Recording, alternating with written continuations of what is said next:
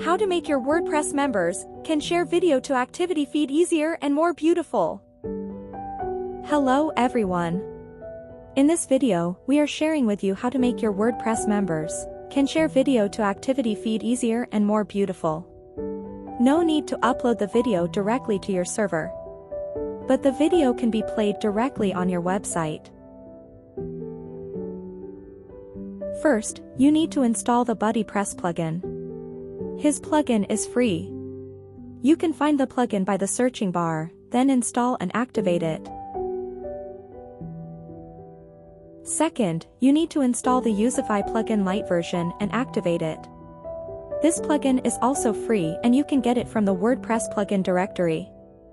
Once both plugins are activated, navigate to Youzify panel, General Settings, and Wall Settings.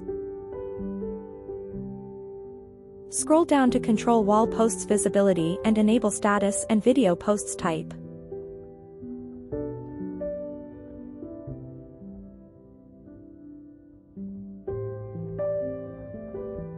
Let's share a video for an example.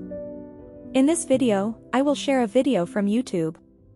But you can share videos from any other video stream sources such as Vimeo, Twitch, etc.